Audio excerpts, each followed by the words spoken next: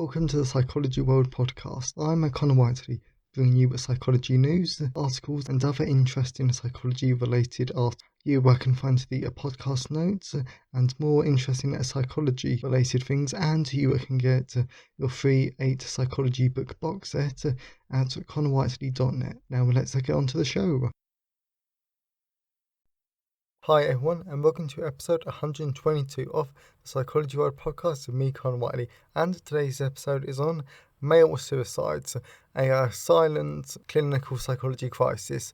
So this episode I've been wanting to do for ages. I really have, and I've just not been ready. I've just not sort of prepared myself before to do this topic, because let's face it, talking about suicide is a really tough topic for anyone. It's not something that we like to think about. But this is also part of the problem. So today's episode, I will not go into any graphic detail, anything too upsetting. So this is really just an awareness episode, just so that we're going to talk about it in a more like a general sense. So I really do love today's episode, and I'm really pleased that I've finally ready to myself to actually do an episode on this topic. This is just such a difficult topic for a lot of other people. So we're going to do this episode today. And I really have enjoyed it, so you're going to love it too. Because this is such an important problem in society that we need to tackle. And when I use the word problem, I'm not calling the people who commit suicide problems, because they aren't. And I actually talk about that in today's episode. It's society as a whole and how we do and talk about suicide. That's the problem. But more on that on today's episode. And it is Saturday, the 27th of November 2021 as I record this, and I cannot believe that it's almost December, and then a month later it will be 2022. Well, very, very, I just don't know where the years have gone. So we're moving on to the psychology news section, with reading from the British Psychological Society Research Digest. And there are actually some really good ones here today, so I might do all 4, I might just do 3. Experiencing a natural disaster can bring couples closer, but only for a while. If you have a partner, how do you think your relationship would fare in the face of a natural disaster? Do you think it would bring you closer, or might the stresses that make your relationship worse? Various studies have explored this, and their conclusions have been mixed, but virtually all have been hampered by a lack of key data. Measures of relationship satisfaction actually taken before a disaster rather than later recalled, and of course, as we know, that just brings up so many methodological issues there, because there'd be so many different biases, and of course the actual trauma of the impact would impact the memories. Well, so going back to the article to compare with the measures of satisfaction afterwards, a new paper in Psychological Science now plugs this gap. Hannah Williamson of the University of Texas at Austin and her colleagues reports a remarkable study of 123 couples living in Harris County, Texas, using data collected before and after Hurricane Harvey, which devastated the region in August 2017. Yes, I won't go into the ins and outs of the results there, but I think that we can all understand this, that if you go through a natural disaster, let's face it, all of these films, all of these disaster books, but post-apocalyptic books, post-apocalyptic films even, in addition, and to all of these modern-day set natural disasters, they all paint this rather wonderful picture that couples are going to be stronger by the end, and basically I think I will be okay. But I've never quite believed that, and this, yes, and this just proves my points that were some again they're really, really good that we're researching it, and it's actually quite interesting. And the second one is body maps reveal the range of sensations and feelings experienced during hallucinations, and this of course connects to a Psychology News article that we did last week. Most research into hallucinations focuses on unimodal hallucinations, hallucinatory experiences that only affect one sensory moduli, such as hearing or touch. But for decades, there has been evidence that multimodal hallucinations, which affect more than one sense at once, may be quite common.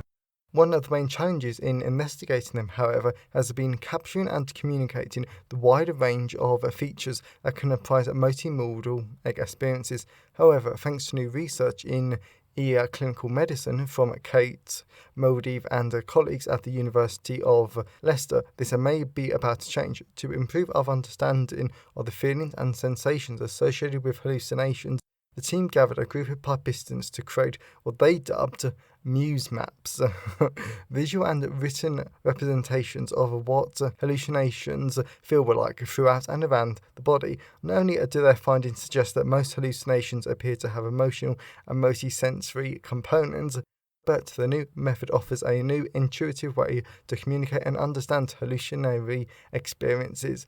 So this is just wow, to be honest, because if you think about it, before we've just been focusing on the body and the sensations of one thing. But we've taken multiple massive leaps up with this new study though, because not only are we looking at multiple sensories, we're actually stepping away from just the body looking at it, because now we're starting to look at the mind and the body as how we experience it and how does it feel. So this is just really, really interesting though. And I would also love to know what will this lead to? Because this is a great new method, so that you'll probably get some new, great, quite amazing research coming up in the next few years. But also though, can we adapt this sort of holistic approach to research in other areas? So very, very interesting. And we will do one more. Teaching people the value of scientific consensus can help to false beliefs. Thankfully, I'm so glad that we actually are finding ways to correct this.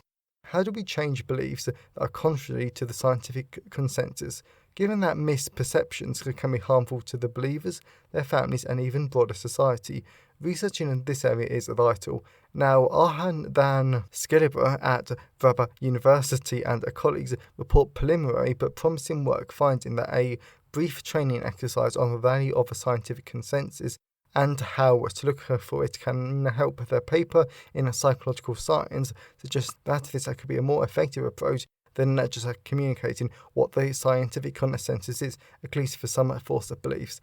And I think we've all known throughout the COVID-19 pandemic, the JFK assassination, the 9/11 conspiracy theories, and basically any type of false belief, because I know that there are other types of false beliefs rather than conspiracy theories. But I'm just really glad that we are finding more effective ways, because we do need to tackle this a massive problem, because as the article said, this really is harming society. So definitely something that we need to tackle. So I hope you enjoyed the psychology news section. So let's move on to the personal update. So we're moving on to the personal update. So about this week, I've been continuing with my psychology placement, and I've also done some other bits as well. For example, my Christmas cake, has now been made.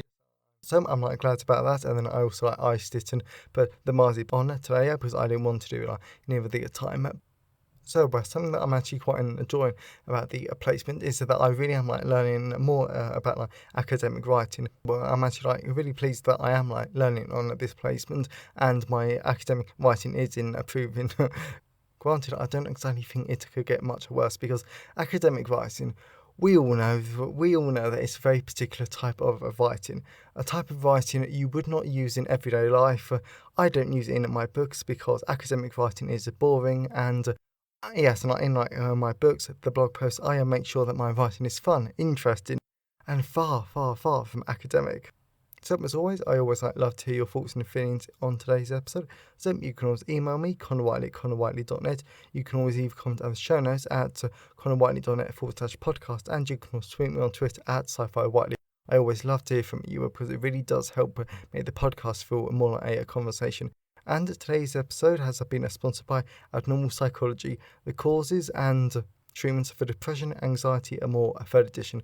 So, but this book really does tie in well into today's episode, because one of the major factors about male suicide is mental health conditions.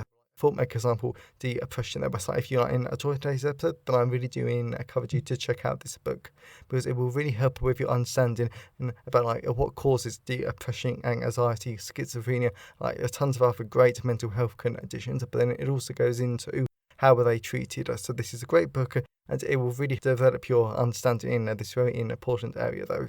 So I cannot recommend it enough. So that is Abnormal Psychology, the causes and treatments of depression, anxiety, and more, 3rd edition. Available from all major ebook retailers, and you can order the paperback, large print and hardback version from Amazon at your local bookstore and local library if you request it. But if you didn't want to buy a book, but you still wanted to give the podcast a bit of like one-time support, then you can buy me a coffee at buymeacoffee.com/Connor Whiteley. So let's move on to the content part of today's episode.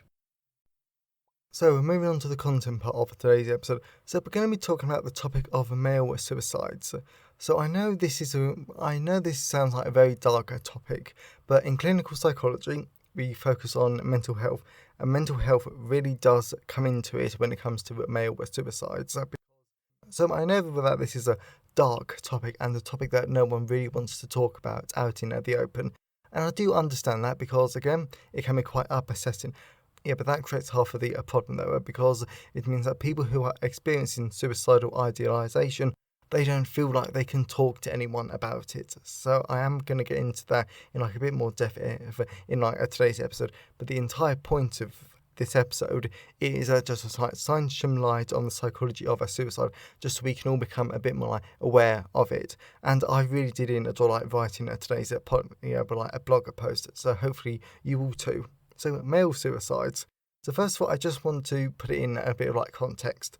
So in the USA, 35,000 men commit suicide each year because of various factors, and we will look at some of these today. But another way to look at it is that in the USA, one man kills themselves every 15 minutes. So this podcast episode, and that's actually quite hard to think about, but so this podcast episode will probably be about 15 minutes. By the time you finish listening to this, a man would have killed themselves. And the reason why I give quite a nervous laugh is because, but that really doesn't make it come quite a real though. But that's why we need to tackle this topic, and that's why we need to look into it instead of shying away from it. But in Canada, around 3,000 men die each year by a suicide, which means over 50 men a week. But then I also wanted to mention, though, that the reason why I'm talking about male suicide is that in the USA, 75% of suicides are done by males. So as males that make up the majority, we do need to look at this because we do need to understand why. In addition, the most concerning thing about all of these numbers is that these rates are rising. More men are killing themselves each year because in the USA, the Centers for Disease Control, which I have to admit, is the worst name for a organisation that does look at suicides as a part of its job, because it makes suicide sound like a disease. So again there, okay then. The Centers for Disease Control, the report found that suicide rates had increased by around 2% from 2006 to 2017, and this might not sound a lot, but it's actually a 26% increase from 1999, which is a really concerning. Yeah, so I've sort of mentioned this, but I really do just want to take a moment and actually say how scary it is, because this does concern me about how many men are killing themselves each year, and the same goes for women though, because all of these men and all of these women feel that they need to commit suicide because their life had gotten so bad and they don't feel like they have any other option. And I know a lot of people have never experienced suicidal or ideation, so they can't fully understand it, and that some people just call it attention seeking, which is outrageous. But as humans, we are hardwired to survive, live and pass on. So what I'm trying to say here is no one wants to commit suicide. No one wakes up one day, no one goes right, I'm feeling fine, I'm perfectly happy, but I'm going to kill myself. No one does that. What they actually do is they feel like they have to commit suicide because there's no other option. And to me, that is just scary. Inadequate suicide prevention measures. So before I talk about the next section, I want to mention that I'm not discrediting, attacking or slating current suicide prevention services. What I am going to do is that I'm going to comment on them from a book called Men's Issues and Men's Mental Health by Springer. That the book points out the core arguments about the existing approaches to suicide prevention. Also, though, I've mentioned this on the podcast before, but I love it how in the psychology we're always critically thinking, so we can improve services just so we can help people and make their lives better. So the first argument that this book looks at is the narrow focus on the concept of masculinity, any peripheral vision to look at the adverse social context experienced by many men. So to actually explain it in a nice, easy to understand way, this is what I've always been saying on the podcast before, in my books and in my reflections, because at this point, ends to society factors as a whole, because traditionally men are meant to be strong, emotionless people who get on with male jobs, and they leave the women to be emotional wrecks as society depicts them. And this traditional view of men is useless. It's extremely unhelpful, and is a major factor in male mental health, because this societal view, men don't want to come forward and actually get professional help due to getting a professional help can make them look, my favourite one, less manly, weak, pathetic, and all the other absolute rubbish that society thinks about men who actually want to better their lives. So with this traditional view of men, that needs to change. And I think it will over time, but again, I think we just need to try and encourage it. Blaming, shaming, and male deficiencies. This one is just head shaking. So this is another great point to make about suicide, and this can actually be taken in two parts. So the first one can actually be brought into all suicides, because there is a blame and shame culture around suicide, because I've had tons of comments in my life from people from all walks of life, like conservatives, left-wing, so people from all walks of life, blaming the people who commit suicide for their actions. But I want to come back to an earlier point, because no one wants to kill themselves. There are other factors in their life, both genetic and environmental, that make them feel like they have no other choice. So instead of looking for their life and actually blaming those factors, people feel the need to blame the person who killed themselves because they feel like they had no other option. This is just sad, outrageous, and awful. As a society as a whole, we feel like it's okay to blame the dead person, but also though this isn't just unique to suicide, because this is really common to murder victims and rape victims because of course it's actually quite common when women have been raped, someone look how they were dressed, they were asking for it. Well, no, they weren't. And it's just it's just it's such a massive topic there. But again, though, it's another factor. But on the flip side, some people blame male mental health on alleged male deficiencies. For example, males are typically stubborn. Now, I know some men are. Apparently, I've been described as some, but that is still no excuse not to help people or take their mental health seriously. Male-friendly services. Now, this is an argument I've adopted from the from the references below, because the friendliness of a mental health service towards a group of people is always a problem in clinical psychology, whether it's Black, LGBT+, and all of the other minority groups. And this is where the problem with the lack of diversity within clinical psychology really shows itself. So I want to hammer this home again, because with the lack of male clinical psychologists from a different background, it means that there just aren't many relatable people that men can have a therapy with and build a therapeutic alliance, since men might not want to talk about their difficulties in front of a woman because they may believe that they shouldn't look weak in front of the fairer sex. I'm just thinking, that's two quite traditional ideas. And this is where a male therapist who they can relate to could be useful. Conclusion. So originally I was actually going to go on to talk about the nitty-gritty findings of a suicide in men, though, but this is turning out to be quite a long podcast episode. But I do just want to finish up by saying that if you or someone that you love is contemplating suicide, please seek immediate help. In the UK, contact Samaritans of Mind, and I'm sure there's some other mental health charities. In the US, apparently you have a national suicide prevention lifeline. Yes, and if you would go to the blog post, then you can get the details, or there's a crisis text, a text line in America too. If you're in another country, then please find out your country's equivalent and get help. So I really hope that you enjoyed today's episode and that you got something out of it. If you know someone who would find today's episode useful, then please share it with them. I'm always really grateful when you wonderful people help spread the word about the podcast. Personally, I do want to do more suicide focused like a podcast episode because it's such an important topic. We're definitely kind of like a next year that way, because I don't want to talk about suicide in December because it's Christmas. It's meant to be nice and jolly that way. And please let's check out Abnormal Psychology, The Causes and the Treatments of Depression and Anxiety, and more, a third edition. It's a great book and it's available in all of the usual places. So have a great day, everyone, and I'll see you next time. Thanks for listening today. I hope you enjoyed it. If you want to see the show notes, then please go to connorwhiteley.net. And if you want a free 8-book psychology box set, then please go to connorwhiteley.net. Have a great day, and I'll see you next time.